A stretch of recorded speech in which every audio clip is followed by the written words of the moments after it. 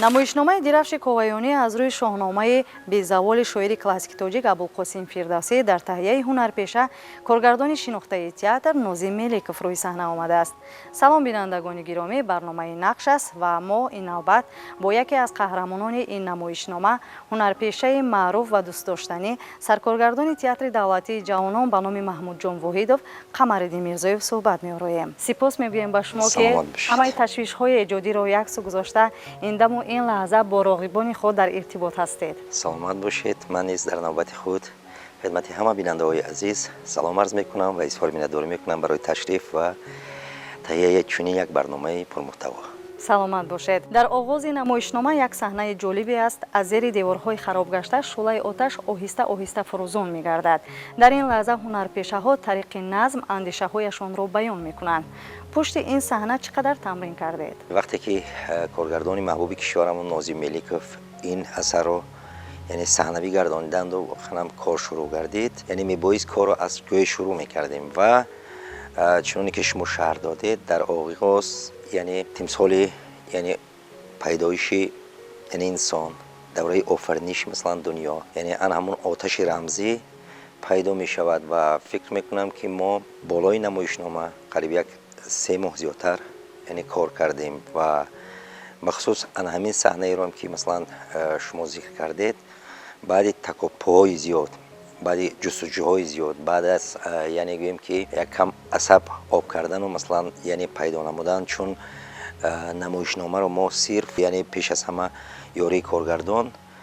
тавассути рамзҳо саҳнавӣ гардонидаем ки яъне баъд аз тамошои намоишнома шумо ба хубӣ эҳсос мекунед ки унҷо аз оташ сар карда баъдан он доираҳо пайдо мешаванд, баъдан он арғамчине ки воқеан тамоми яъне хати барномаро маслан хати яъне намоишномаро акс мекунад, мисли як хати тақдир, мисли як риштаи тақдир ва тимсоли ҳамин чун бо рамзҳо кор мекардем пайваста воқеан хеле яъне ин саҳнаҳо ба осонӣ ба даст намеомаданд ва баъд аз яъне ҷустуҷӯҳои зиёд, баъд аз яъне гӯем асабхаробкуниҳо, баъд аз маслан такоппуҳо, яъне ин саҳна яъне матраҳ шуд. намоишномаи дирafши коваёнӣ соли 2017 дар жанри драма рӯи саҳна омадааст ва маҳз бо ин намоишнома ҳунарпешаҳои касбӣ дар фестивал озмуни ҷумҳуриявии театрҳои касбии Парасту 2017 иштирок намуданд ва соҳиби шоҳҷоиза гардиданд. бадон ро зибад даст кӯтах кунам, равонро сӯи равшанӣ раҳ кунам. ануша ануша ануша کنون خورد باید می خوشگوار. انوشا جمشید شاه، انوشا انوشا انوشا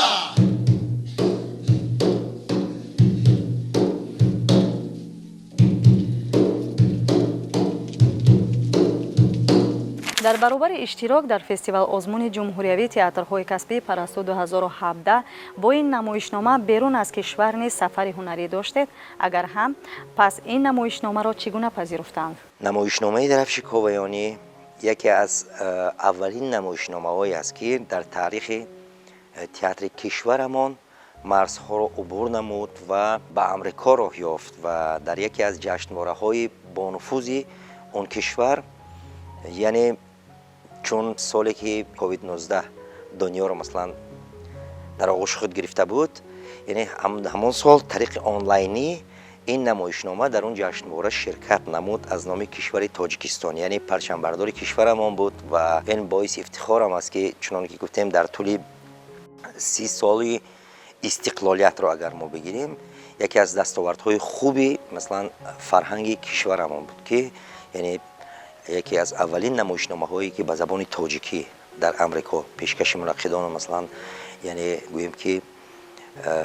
мардуми соҳаи театрӣ гардид, ҳамин намоишнома буд. баъдан мо соли 2020 яъне ба яке аз ҷашнвораҳои байналмилалӣ ба кишвари Қазоқистон сафар намудем ва дар унҷо дар қатори як зумра кишварҳои дигар ан ҳамин намоишномаро яъне пешкаш намудем ва боиси ифтихору хурсандӣ ҳам аст ки дар он ҷашнвора ҳам аз ҷониби мунаққидон ва гӯем ки аъзои ҳакамон ва ҳам аз ҷониби тамошобинон яъне ба хубӣ пазируфта шуд ва ҳангоми ҷанбаст در اون جشنواره هم یعنی بزرگترین جایزه اون جشنواره جایزه اول رو به دست آوردیم که اونم قربش قربی مثلا شاه جایزه بود. مبارک شود. از نظر هنری در قطار نادرترین نمایشنامه‌های امروز تئاتر تاجیک به شمار می رود. من چرا گفتم نادرترین؟ چرا که اصلا نمایش خوب چیست؟ نمایشی که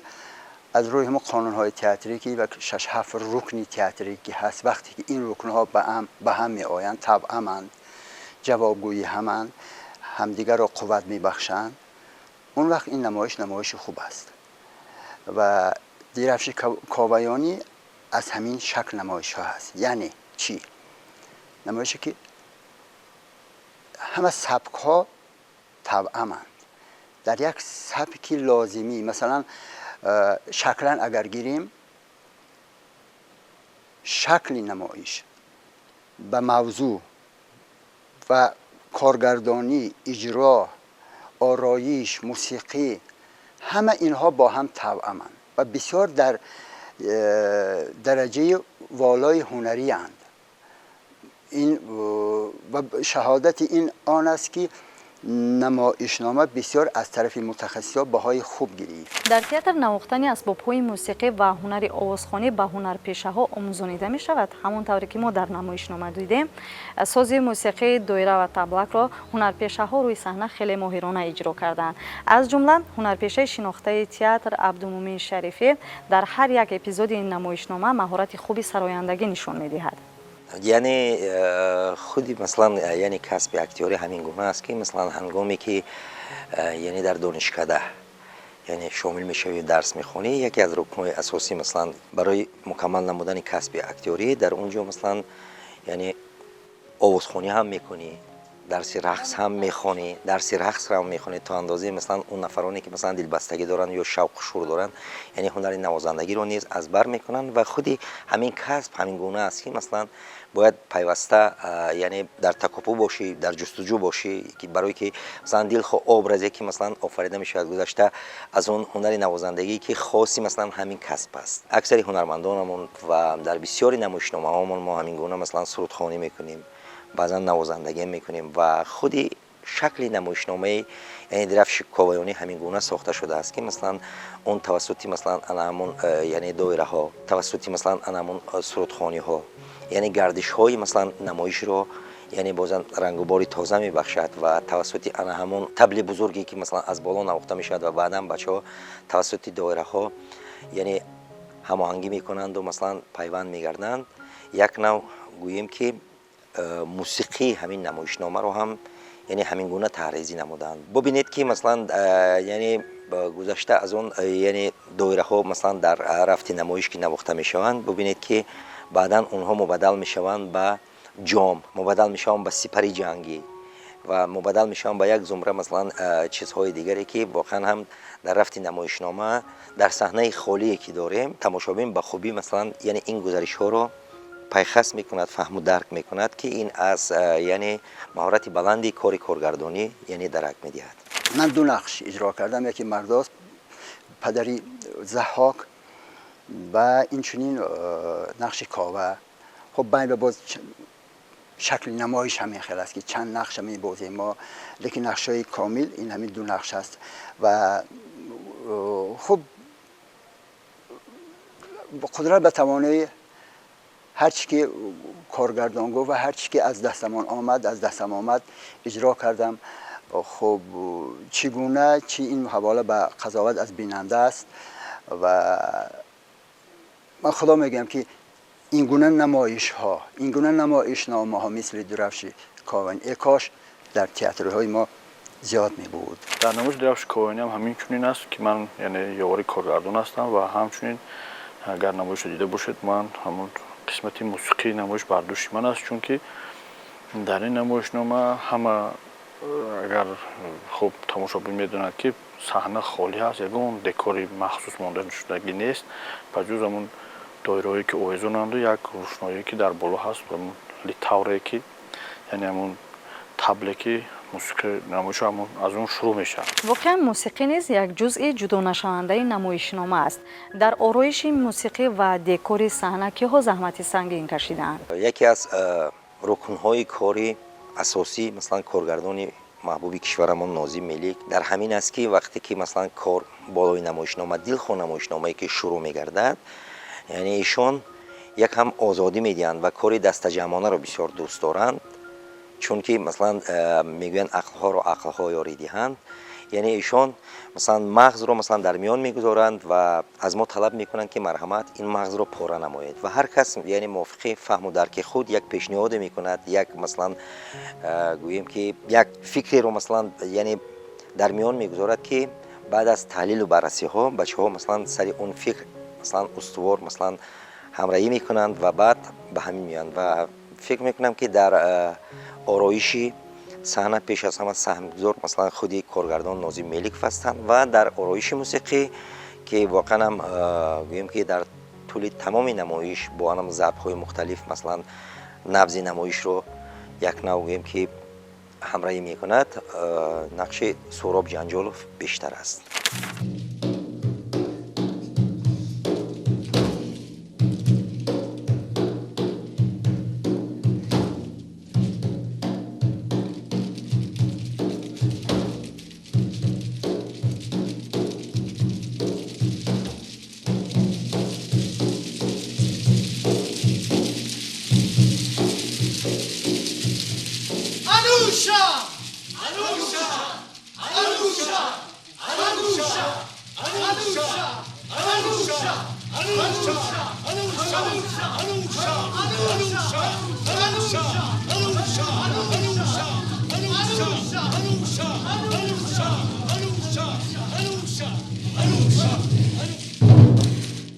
در این نمایشنامه چون عبدالمجید شریفی است و ما و دیگه بچه‌ها و قسمت موسیقی نمایش در عهده من است و در نمایش این مخصوص موسیقی نیست که یعنی مخصوص نوشته شده باشه. ما بداهتاً وقتی کار شروع کردیم خب خواهش خودی کارگردان همین خیلی خواهش کرد که در جا باید موسیقی یعنی چی میگن با واسطه موسیقی باید صحنه‌ها عوض شود، با واسطه موسیقی باید قهرمان‌ها عوض شود، چون در این نمایشنامه شروع میشد یعنی مردم همه قریب یک خیلی لباس دارن، بعد با هیستوریست بعد شاه پیدا میشد و بعد یعنی شاه جمشید میشد و بعد ضحاک میشوند و بعد فریدون میشد و مردوس میشد، یعنی اون خانمایی که همسرای دختران شاه جمشید بازی میکنند و خوب همین گونه اول همه یک جایند بعد عوض میشن و همه این در تحت موسیقی و با عوض یک لباس میتونن قهرمان دیگر شد که خود ساخت نمایش یعنی کارگردان همین گونه ساخته است این نمایش و من نمیدونم تا چه اندازه من موفقم برای نواختن این موسیقی های نمایش، لیکن از تماشابین میتونید پرسید و از رفت نمایش معلوم است که ما در دو جشنواره که اشتراک کردیم نمایش هر یعنی جایزه اول رو گرفتند و این جوابگوی اون است که یعنی در نمایش همه چیز توأم و بسیار خوب روی صحنه آمدند، اگر نه یکیش اگر کوستکی می داشت شاید همین گونه موفقیت نمایش به دست نمی آورد. در دقیقه 14 نمایشنامه ابلیس نوازش کنان نزد ضحاک می آید. از روی ابراز همون آبی داخلی طبله چه سری نهفته بود که برابر نوشیدنش ابراز شما به کلی تغییر می یابد؟ یعنی اونجا یعنی همون است، یعنی مای است دیگر که مای است که واقعا یعنی با نوشیدن آن انسان ها مثلا یعنی مغز انسان ها دیگر می شود و اصلا یعنی اون رمزی است، مای به ما رمزی است، شراب است یعنی رمزی، اما در مجموع گوییم که در جام فتنه رو میریزد، فتنه‌ای که میانگیزد مثلا توسط مثلا همون یعنی شرابی که به قدح ریخته میشود و بعد از نوشیدنش یعنی در حال انسان پوستش رو عوض میکند، فطرتش دیگر میشود و در حال مثلا دنیا رو از نگاه مثلا همون شور و شوق مستی به او گذاری میکند.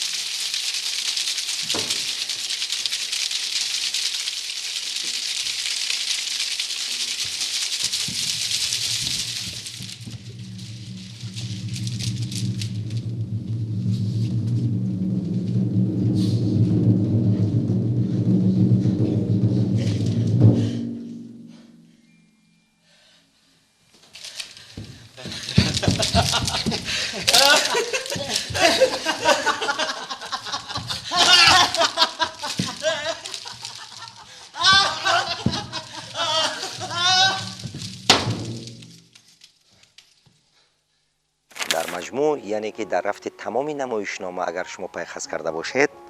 یعنی ابلیس چون از روی قصه هم که واقعا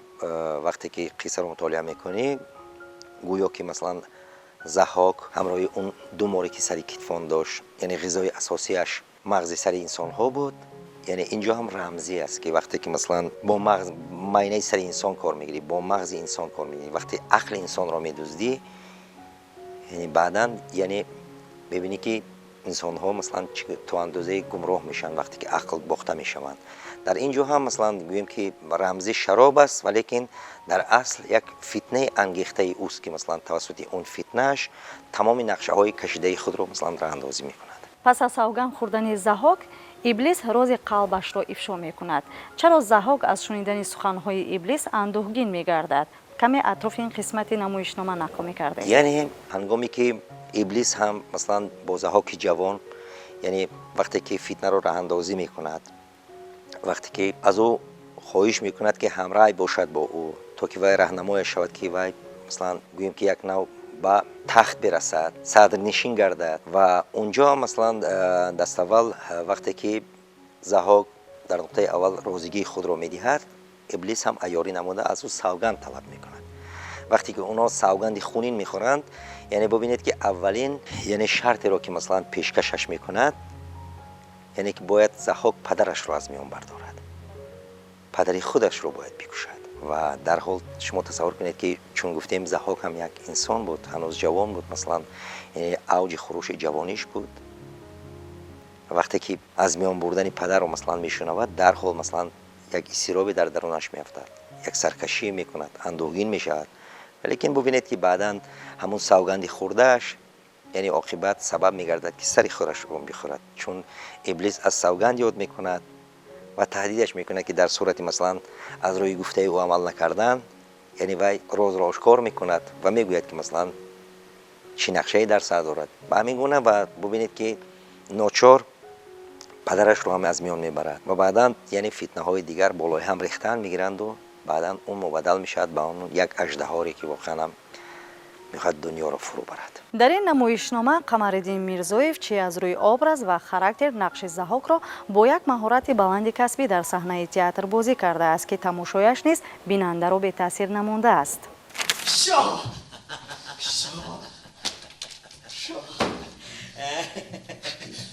گر شاه را در برم یک نامور پاک خالی گرم، خونم هرچی طوره چیزی نخوست، پس آنگاه جهان زیر فرمان توست. انوشا انوشا انوشا انوشا جاویدزی شاهی گردان فراز، جاویدزی شاهی گردان فراز.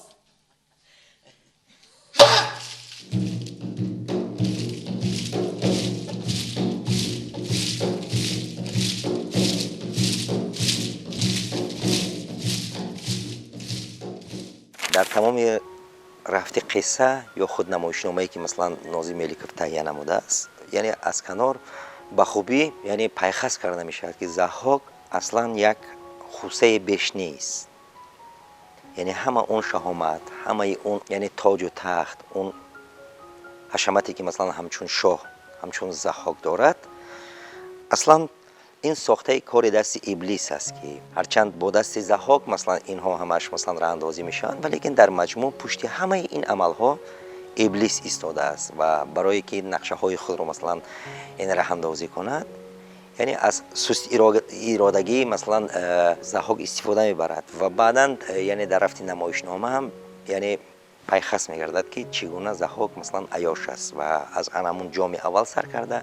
تا با حد آخری نمایشنامه شما ببینید که وی دیگر به شراب داده می شود، یعنی به عیش و نوش و مستی و دیگر فارغ بال می گردد و برایش اهمیت ندارد که مثلا یعنی این دولت رو کی چگونه کار این دولت رو کی به ثبات می رساند و کی مثلا یعنی از تقدیر مردم مثلا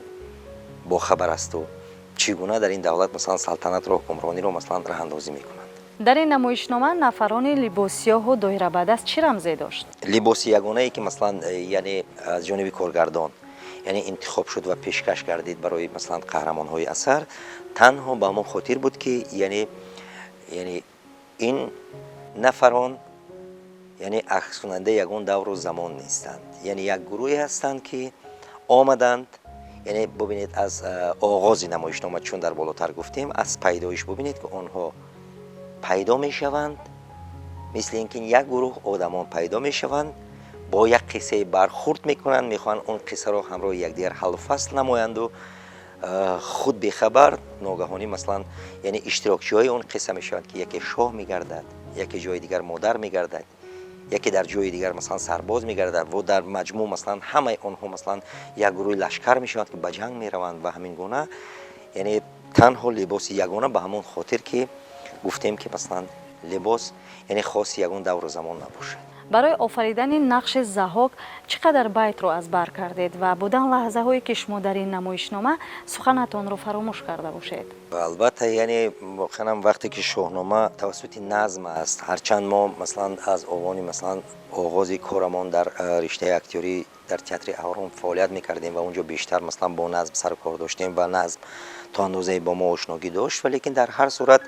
یعنی شاهنامه خیلی دشوار است و بعدا مثلا ببینید که مثلا یک وزنی به خود خاص دارد شاهنامه، ولی وقتی که صحنه تئاتری می شود اونا مثلا با سفته تر کرده و مثلا پیشکش تماشابینان گرداندن خیلی دشوار است و در آغاز گمان میکنم که متن خیلی زیاد بود که ما او رو از بر کردیم، راستی نشمردم، ولی من میدونم که خیلی زیاد بود و وقتی که نمایشنامه در مجموع جمع شد کارگردان مثلا بعدا مثلا چیزهای زیادتی رو خیلی جا رو مثلا کوتاه‌تر کرد، مثلا قیچی کرد و اونا هرچند سری ما ایستاده است تا به امروز،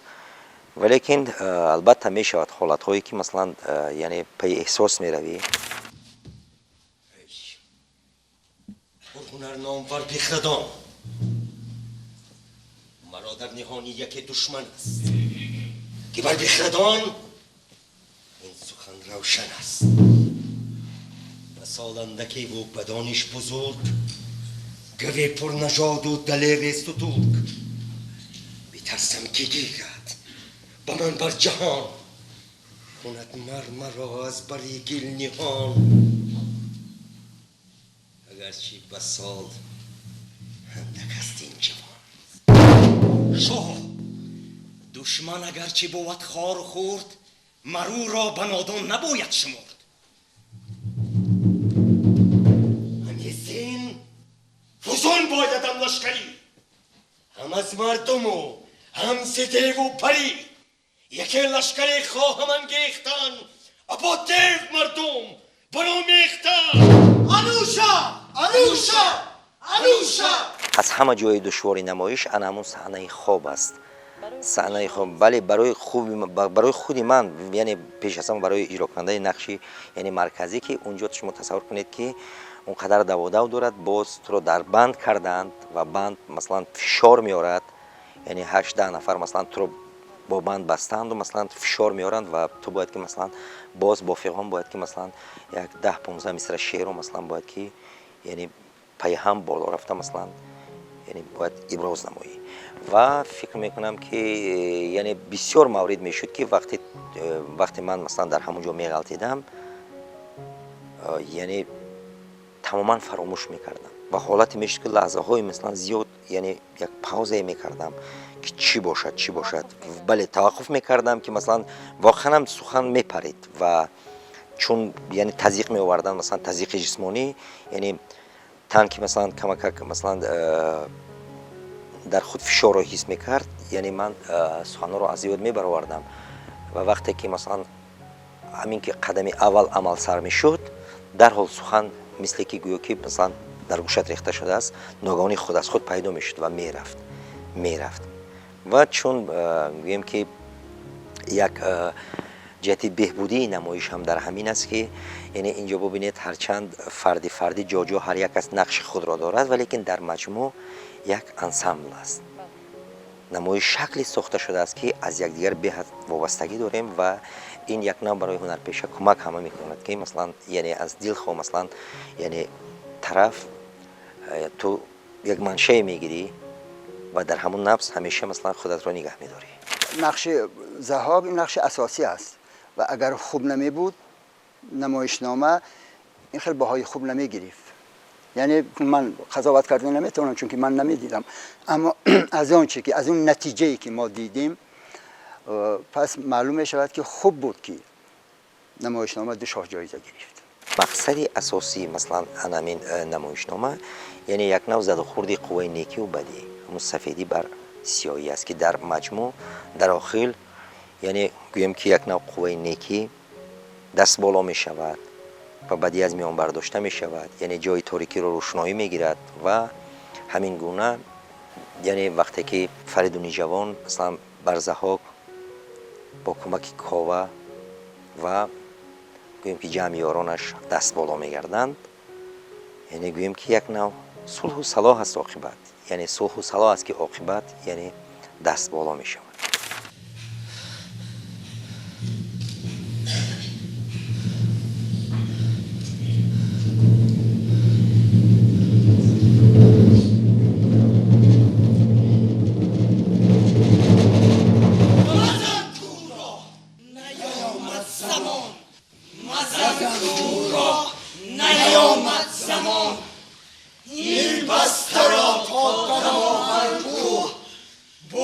همچونین تازیان به گروه و کوه اندرون ده بود پنجی اوی ناید برش خش و پیوندی اوی ناید برش خش و پیوندی اوی. واقعا رو آوردن به شاهنامه ابوالقاسم فردوسی به کسی یک جهان معنی میبخشد، زیرا در آن نیکی بر بدی خیلی ماهرانه انعکاس یافته است. خوب است که اهل هنرپیشه ها چنین نمایشنامه ها را روی کار میارند و پیشکش مخلصان تئاتر میگردانند. راستی از صحبت گرم و صمیمی شما خیلی خوشم آمد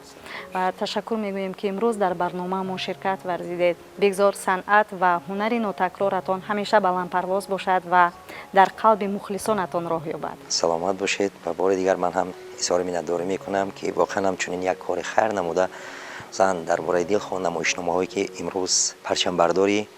فرهنگ و صنعت تئاتری کشور هستند برنامه ها تعریض میکنید و باشد که شما موفق سربلند باشید. سلامت باشید. تشکر زیاد. بینندگان گرامی، قهرمان برنامه نقش بودن از نمایشنامه درفش کاویانی هنرپیشه جوان و خوش سلیقه و دوست داشتنی ما و شما سرکارگردان تئاتر دولتی جوانان به نام محمود جان واحدов قمرالدین میرزویف. خیر، خوب و خوش و پیروز بمانید.